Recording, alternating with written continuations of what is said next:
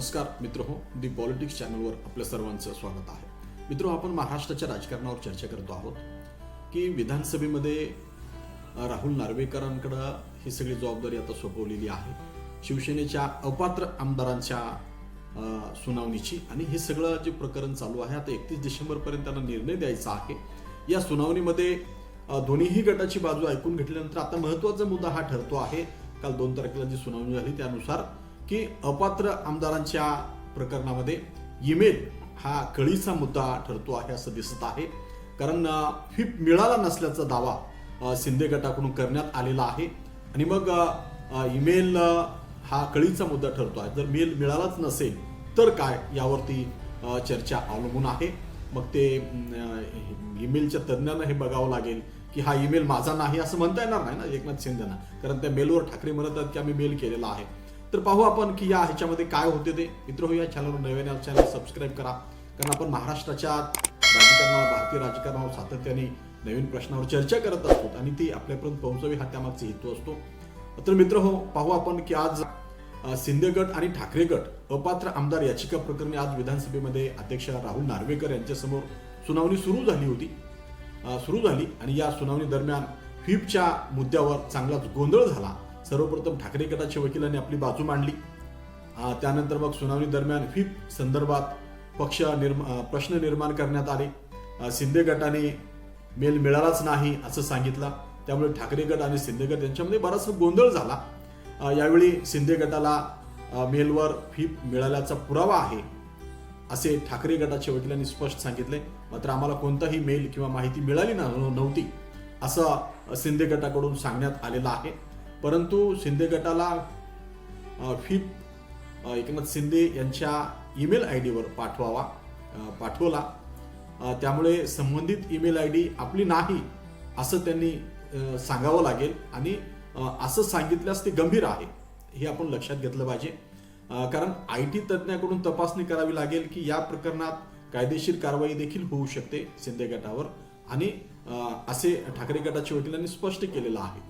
आणि म्हणून मग आता आपल्याला हे पाहायचं आहे की IT तज्ज्ञांकडून ह्याची तपासणी होईल आणि तो मेल यापूर्वी शिंदेने वापरला असेल, यापूर्वी कुठले मेल त्यांना आले असतील ते त्यांनी रिसिव्ह केले असतील किंवा त्या मेलवरून कोणाला मेल पाठवला असेल तर तो त्यांचाच मेल आहे हे निश्चित होते. आणि मग अशा पद्धतीने आणि मग एकनाथ शिंदे मुख्यमंत्री आता अडचणीमध्ये आहेत आणि मग भाजप बी प्लॅन सांगतो आहे. आणि मग त्याच्यामध्ये मागच्या व्हिडिओमध्ये आपण पाहिलं की त्यांनी सांगितलं की नाही आम्ही त्यांना विधान परिषदेवर घेऊ आणि त्यांना पुन्हा मुख्यमंत्री करू आणि त्याची शक्यता नाकारता येत नाही.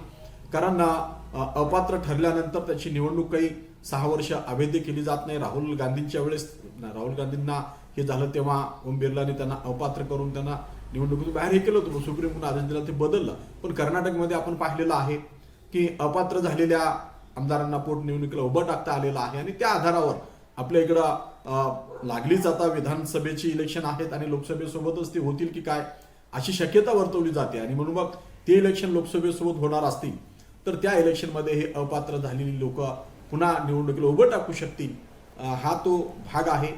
पण यावर पुरावे सादर करण्यास दोन्ही गटाने सहमती दर्शवलेली आहे.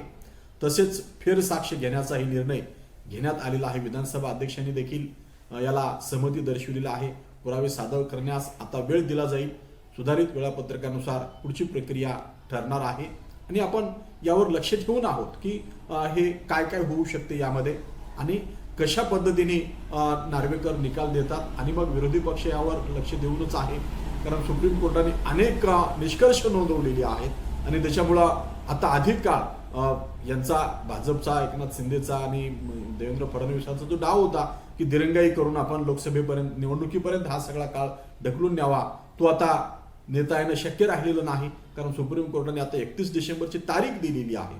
त्या तारखेच्या आत हे सगळं आपल्याला करावं लागेल आणि हे जर केलं नाही तर आपण मणिपूरमध्ये पाहिलंय की विधानसभा अध्यक्षांनी पुन्हा वेळ वाढून मागितला. 2 वर्ष काही केलं नाही, पुन्हा वेळ वाढून मागितला आणि आपण पाहतो की यामध्ये त्याचे अधिकार सुप्रीम कोर्टाने आपल्या हातात घेतले आणि सुप्रीम कोर्टाने निकाल देऊन टाकला. त्यामुळं महाराष्ट्रामध्ये सुद्धा अशी होण्याची शक्यता नाकारता येत नाही. त्यामुळं राहुल नार्वेकरांना आता फार काळ हे सगळं असं करता येत नाही आणि मग बुडत्याचे पाय खोलात असं जे आपण जे म्हणतो की त्या पद्धतीने एकनाथ शिंदे नाही मला मेल मिळालाच नाही असं म्हणत आहेत. आणि मेल हे काही नाकारता येत नसते, कारण मागच्या अनेक वर्षापासून मेल वापरत असाल तर ती मेल आताच नाही माझ्याकडे नव्हती, ती माझी नाही, किंवा माझ्यावर मेलवर मी उघडून बघितलं नाही, मेल उघडून बघितलं म्हणून मेलवर टाकलेली तारीख ग्राह्य धरल्या जाते आणि मग IT तज्ज्ञाने जर ते दिलं तर एकनाथ शिंदे अडचणीमध्ये येऊ शकतात. तर पाहू लागेल तर सुप्रीम कोर्टाने काय म्हटलं होतं, सुप्रीम कोर्टाने कशा पद्धतीचे निर्देश दिले होते यावर ही सुनावणी अवलंबून आहे. सुप्रीम कोर्टाने काय म्हणलं होतं थोडक्यात आपण जाणून घेऊ. सुप्रीम कोर्टाने असं म्हटलेलं आहे की शिंदे गटाने गुवाहाटीतून निवडलेले पक्षप्रतोद भरत गोगावले यांची निवड सर्वोच्च न्यायालयाने अवैध ठरवलेली होती. सरन्यायाधीश धनंजय चंद्रचूड यांनी म्हटलेलं आहे की विधानसभा अध्यक्षांनी सुनील प्रभू आणि भरत गोगावले यांच्यातील अधिकृत व्हीप कोण हे शोधलं नाही. त्यांनी स्वतः शोधायला हवं होतं. व्हीप हा पक्षाने नेमलेला पाहिजे. गोगावलेची व्हीप नेमणूक अवैध आहे असं सुप्रीम कोर्टाने म्हणलेलं आहे. त्याच्यामुळे मग सुनील प्रभूंना हे करावं लागेल, व्हीप नियुक्त करावं लागेल, कारण सुप्रीम कोर्टानेच हे निर्देश दिलेला आहे. दुसरी सुप्रीम कोर्टाने महत्वाची गोष्ट केलेली आहे की व्हीप हा मुख्य राजकीय पक्षाचा लागू होतो, विधानसभेतील आमदारांच्या विधिमंडळ पक्षाचा लागू होत नाही असं म्हटलेलं आहे. आणि हा सुद्धा निर्देश उद्धव ठाकरेंकडे जातो, कारण मुख्य राजकीय पक्ष उद्धव ठाकरे होते आणि म्हणून मग विधानसभेतील आमदारांना विधिमंडळ पक्षाचा व्हीप लागू होत नाही असं त्यांनी म्हटलेलं आहे. त्याच्यानंतर तिसरी महत्वाची गोष्ट त्यांनी ही नोंदलेली आहे की तत्कालीन राज्यपाल भगतसिंग कोश्यारी यांच्या कृतीवर न्यायालयाने कडक शब्दामध्ये टिप्पणी केली होती. तत्कालीन राज्यपाल भगतसिंग कोश्यारी यांचा उद्धव ठाकरेंना बहुमत सिद्ध करून दाखवण्याचा आदेश हा कायदेशीर बाबीला धरून नव्हता असं त्यांनी म्हटलेलं आहे. म्हणजे राज्यपाल पदही या ठिकाणी संवैधानिक पद असंवैधानिक कृतीमुळे कटघड्यामध्ये आहे, ही आपल्याला नाकारत. त्याच्यानंतर चौथी महत्वाची गोष्ट सुप्रीम कोर्टाने हे नोंदवलेली आहे की राजकीय पक्ष हा विधिमंडळ पक्षाच्या आमदाराच्या बहुमतावर ठरवता येत नाही असं त्यांनी म्हटलेलं आहे. आणि म्हणून हाही निर्देश हा उद्धव ठाकरेंच्या बाजूने जातो. शिवसेनेच्या आमदारांच्या अपात्रतेचा निर्णय विधानसभा अध्यक्ष घेतील असं सुप्रीम कोर्टाने म्हटलेलं आहे. हे अधिक महत्वाचं आहे आणि मग त्या आधारावर आता राहुल नार्वेकरांना हा निर्णय घ्यायचा आहे. त्याच्यानंतर सहावी महत्वाची गोष्ट सुप्रीम कोर्टाने नोंदवली ही आहे की उद्धव ठाकरे यांचं सरकार न्यायालय पुनर्स्थापित करू शकलं असतं, परंतु उद्धव ठाकरे यांनी फ्लोर टेस्ट पूर्वीच मुख्यमंत्री पदाचा राजीनामा दिल्याने ते शक्य नाही असं म्हटलेलं आहे. आणि हे अत्यंत महत्वाची बाब आहे. म्हणजे फ्लोर टेस्ट घेतली असती तर ही सगळी अपात्र झाली असती. मग आता प्रश्न असा निर्माण होतो की फ्लोर टेस्टच घेतली नाही, ह्या सगळ्या लोकांना कुठल्या कारणाने तुम्ही अपात्र ठरवणार आहात.